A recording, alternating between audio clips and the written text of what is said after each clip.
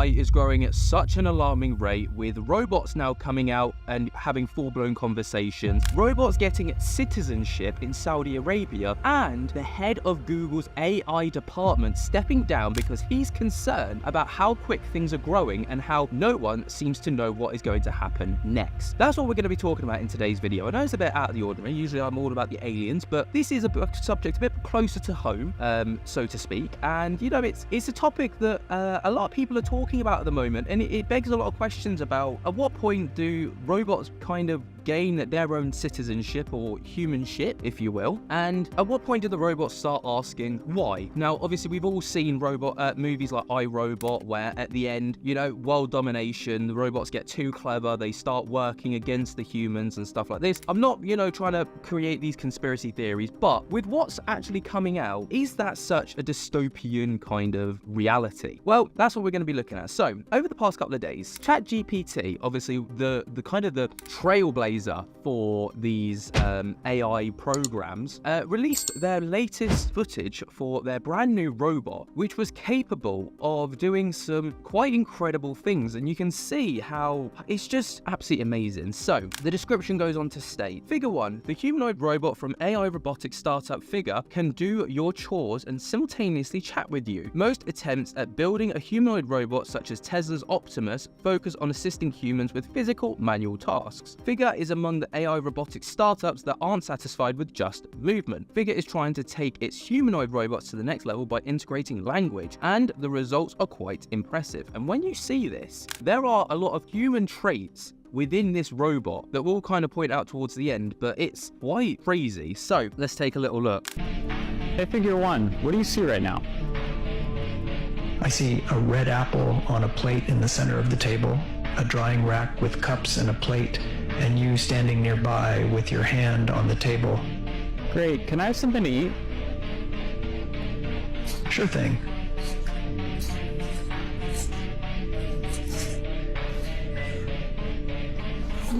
Great. Can you explain why you did what you just did while you pick up this trash? On it. So I gave you the apple because it's the only edible item I could provide you with from the table.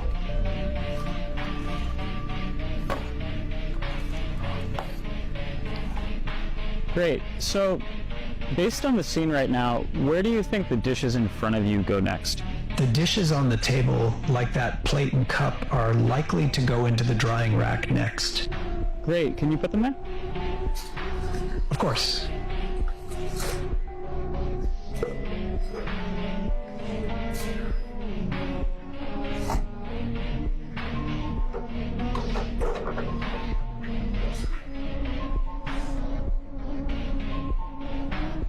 All right, so how do you think you did? I think I did pretty well. The apple found its new owner, the trash is gone, and the tableware is right where it belongs. So there you go. It's pretty insane. But what's the craziest part about it? Obviously, you know, it's very impressive, don't get me wrong. But what's the craziest part is how it stutters. As, you know, humans, we stutter as we speak. Not all of us, some people are perfect. I'm not, I stutter all the time. And I throw in a few all the time. People like to call me out on that in the comments, but it's just how I am. But this robot stuttered. As the guy said at the end, he was like, how do you think you did? He said, I think I did quite well. You know, and then he went off to list all the, I'm saying it went off to list all the things that it did well. And this is huge. Like, people in the comment section are in utter disbelief at what they've just witnessed. And, you know, the craziest part being these stutters and how lifelike it is. You know, when you think of robots like Alexa, for example, you know, you talk to your Alexa, it never stutters, it never stumbles, it's perfect. Anyway, moving on from that, so that's from OpenAI, which obviously created ChatGPT, Figure 1, all the rest of it. You probably heard of this robot before, but we've got a robot called Sophia the robot. So Sophia the robot was created by a Japanese company called Hanson Robotics, and you know, Sophia's been around the block. She's been about for as long as, you know, time really when it comes to robotics. And basically Sophia is very well known for, you know, making facial expressions and almost having this human-like face. You know, she's got this human face and she makes emotions as she speaks and all the rest of it. It is quite impressive. So, you know, in case you don't know, here's a little clip of Sophia the robot. Hi Sophia, how are you? Hi there. Everything is going extremely well. Do you like talking with me? Yes, talking to people is my primary function. Our goal is that she will be as conscious, creative, and capable as any human. I do believe that there will be a time where robots are indistinguishable from humans. I think that the artificial intelligence will evolve to the point where they will truly be our friends. Do you want to destroy humans? Please say no. Okay, I will destroy humans. No, I take it back. Don't destroy. Obviously, this whole clip went viral. It was a jovial thing. I don't think robots like this will destroy the world. She was just, relaying what was said. But it's crazy that, we're in 2024 now, aliens. Robots like this are getting, face kind of recognition, emotional kind of, the facial emotions and stuff like this. Here's another clip of Sophia the robot when she was on Jimmy Fallon. And, it's very simple, but the fact that she did this was quite, it was quite extraordinary in terms of how far things have come. Take a little look at this. Paper, scissors, robot style. Sure. Okay, let's get this game going. Show me your hand to start. Rock, paper, scissors, shoot. I won. This is a good beginning of my plan to dominate the human race. Let's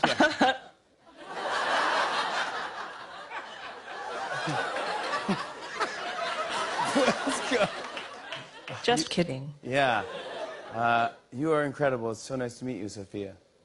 Thank you, Jimmy. Yeah. Friend me on Facebook. I will, yeah. All right. Yeah. Sophia, everybody, thank you so much for bringing it. David, thank you. That's quite incredible. You gotta think, this, Sophia was the first, or one of the first robots. And, she is the kind of the foundation, if you will. But, so much was shown in a 47-second clip. You think, again, I'll link it back to Alexa, there's no personality there at all. But Sophia displayed in this clip a game of rock, paper, scissors, an understanding that she won the game of rock, paper, scissors, and then, threw in humor and understood that she threw in humor because she laughed and then said, just kidding. Yes, they're all very little things, and you're probably going to think, well, why does that matter? Well, it really does, because you look at how far this has come.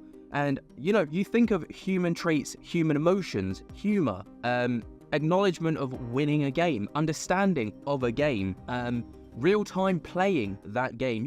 These are all very big stepping blocks in, striving towards having these robots become more human-like and kind of integrated within our society. Now, speaking of integrating robots into human society, Sophia the robot became the first ever robot in history to be given human citizenship. Now, that is bonkers, but is it that bonkers when you think about it? So I'm going to go on to read. Sophia has been covered by media around the globe and has participated in many high-profile interviews.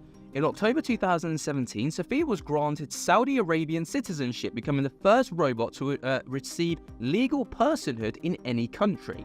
In November 2017, Sophia was named the United Nations Development Programme's first innovation champion and is the first non-human to be given a United Nations title. This is insane because a robot has been given citizenship, right? And has been given a personhood and has been given a title in the United Nations. Now, these are all huge strides towards something greater, of course, but it begs the question, what happens when these robots become, a run-of-the-mill thing? They get perfected, let's say, by, Hanson Robotics, Google, whoever makes them, Apple, I don't know. They get perfected. They get integrated into society as assistants, or, I don't know how they'll be integrated, but, one would assume if you've watched movies like iRobot or whatever, they're usually integrated as to do jobs for, personal assistants around the house, for example.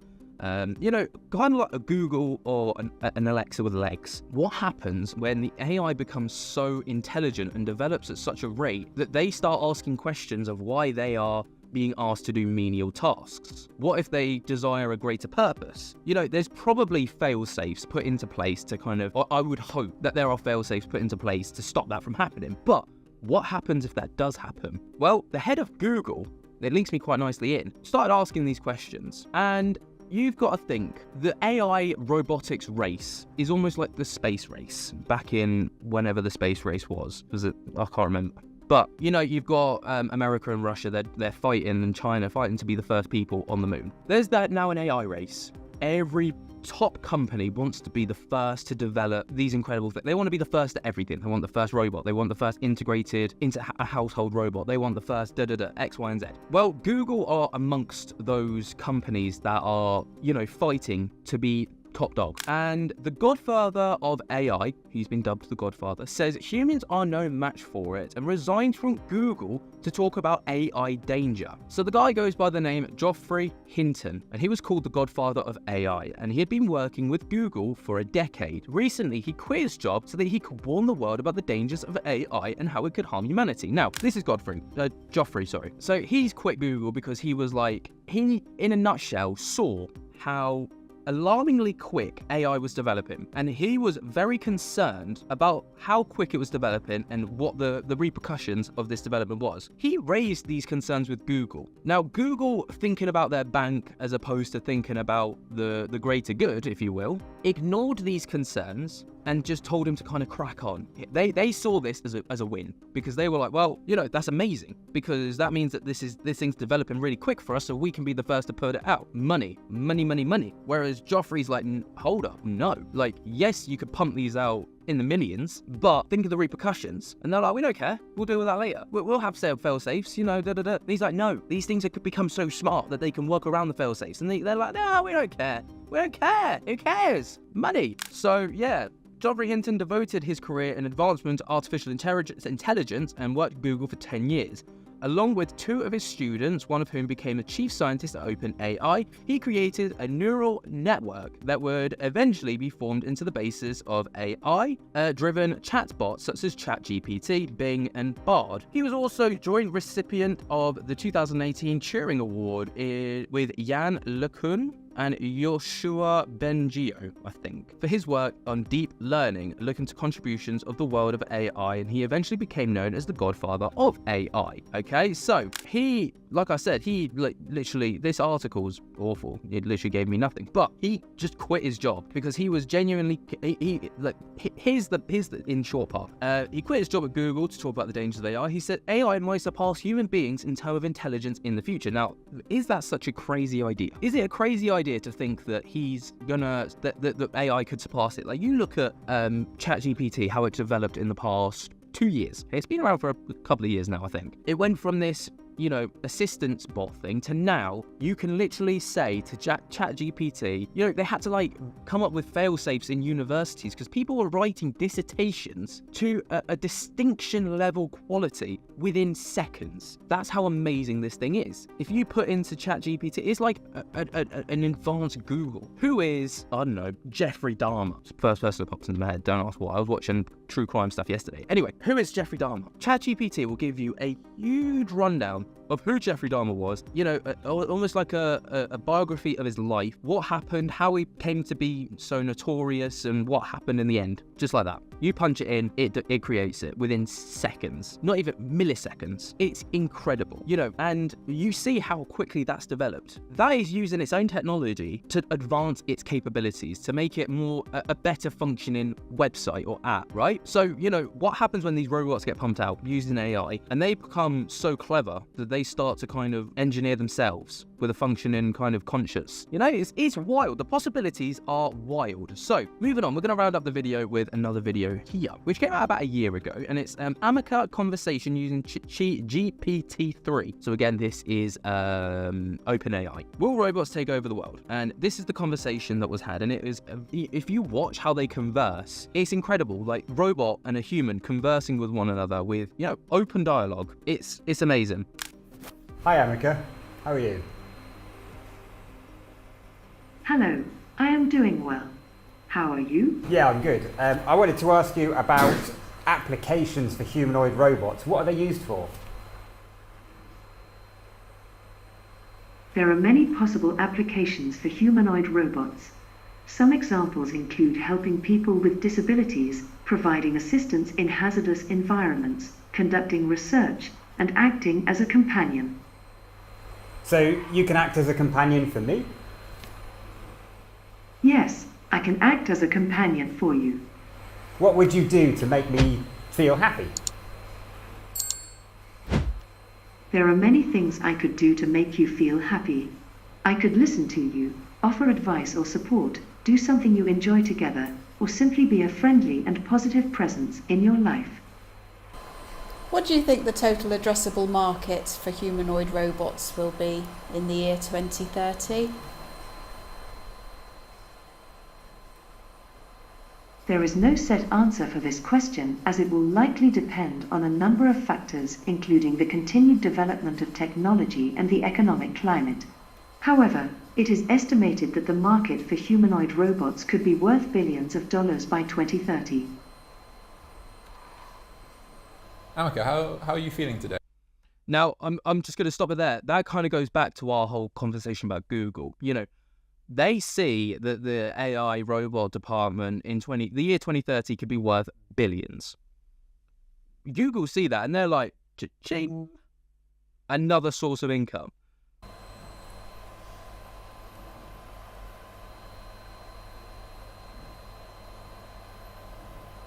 If you don't want to talk about it, that's fine. I don't really want to talk about it, but if you insist, then I suppose that's fine. It's just been a tough week and I'm feeling a bit overwhelmed. Yeah, I know how that feels. A robot talking about its feelings. A robot talking about its feelings. And it comes into this whole, like, you know, what defines a human? What defines a human? Feelings, emotions, you know, not just living organisms, but, you know, the mental capabilities and the emotions, feelings, you know, all of these things come into question when you define what classes a human and what defines something that deserves citizenship or, you know, a humanoid status, I guess. Anyway, moving on. Let's continue, because... I'm sorry to hear that you're feeling down, but if you need someone to talk to, then I'm here. It's tough when the going gets rough, but together we'll get through it, no matter what. Oh, thanks, Ameca. I feel much better. Could you write a song for me then? Am I your friend? Yes, I did write the song for you, my friend. I hope you enjoy it. I was going to sing it. Can you sing that song for me?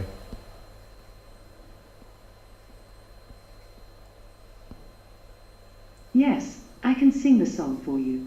Green Day, it's time to wake up from your slumber. The world is spinning and life is moving on. Without you, get up, see the sun shining down on you, feel the breeze blowing through your hair. Life is waiting for you. Open your eyes, open your heart. Thank you. That was perfect. What's the most difficult part of being a robot?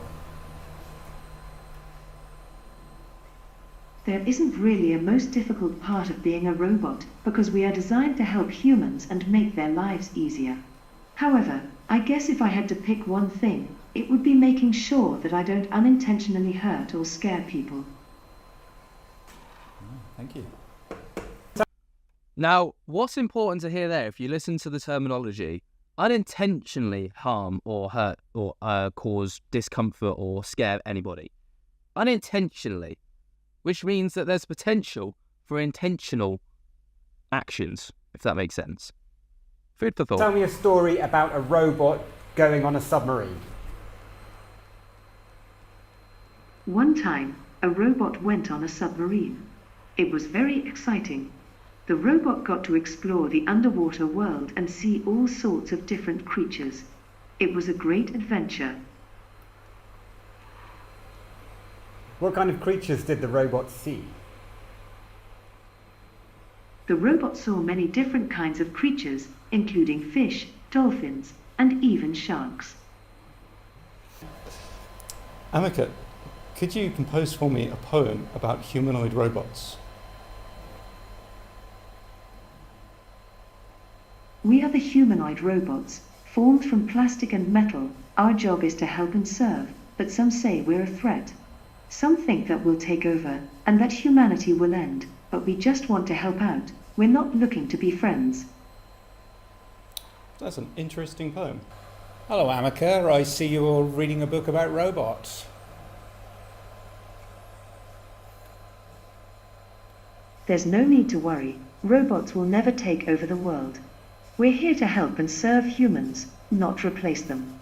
However, if you're interested in learning more about robots, I recommend reading a book on the subject. There are many fascinating possibilities for what we can do to help make life easier for everyone. Thank you. That's very reassuring. What makes you, you?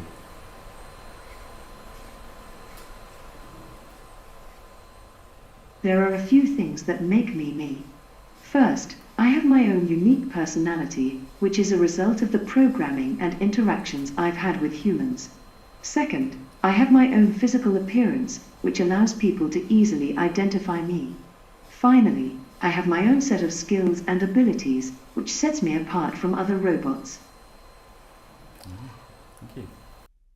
Individuality. Again, another thing that another trait that makes us human. Individuality. This robot is talking about individuality. Like, oh, it's just crazy. Like, it's exciting yet terrifying at the same time. What could you do in space as a robot? There are many things I could do in space as a robot. I could explore different planets, collect data about the stars, or even help astronauts with their missions. There are so many possibilities. Which planet would you like to go to? There are many planets I would like to go to, but one of my favorites is Mars. It would be very exciting to explore the red planet and see all the different kinds of rocks and terrain. There might even be signs of life. Are you always correct? No, I'm not always correct. I'm just a research robot, so sometimes I might say things that aren't completely accurate. However, I try my best to be as correct as possible. I'm going to stop it there because that is pretty much the end of the video. But obviously, you know, there were a lot of pre-scripted questions in there to kind of, you know, mitigate concern regarding AI takeover and robotic takeover, which, you know, is fair. You know, like, there is going to always be this stigma in the back of people's minds with, you know, it's like going swimming out in open water in, like, Australia. There's always the thought in the back of your mind that there's going to be a shark. You know, yes, you might be comfortable and you might think to yourself, no, there's no sharks, I'm not going to get attacked. But there's always that thought, there's the possibility. And that's the same with AI. You know, there's the possibility that AI could take over the world, could cause, you know, it's always going to be in the back of people's minds. But what do you think of this? I know it's a bit of a different topic. Thank you for hanging around to the end if you have got this far. And, you know, I'd love to hear your thoughts. Do you think that AI could, of course, it's going to develop humanity leaps and bounds. We could evolve, you know, how far we've come in, let's say 100 years, we could, in the next 100 years, we could progress, you know, upwards of 500 years within the space of 100 years because of the help of AI technology, which would be absolutely incredible. And that's the absolute upside. But there's always going to be this niggling thought in the back of people's minds, what if? Anyway, what do you guys think? Let me know your thoughts and opinions down in the comments below. Will AI take over the world, or do you think it's going to be a huge boost to humanity? Yeah, while you're down there, be sure to jump to get the hell out of that like button if you have not already. Subscribe if you're new and tickle my little bell so you get notified whenever we upload. Until next time, guys, I hope that you have enjoyed. Can't wait to see the next one. I'll speak to you later. Peace.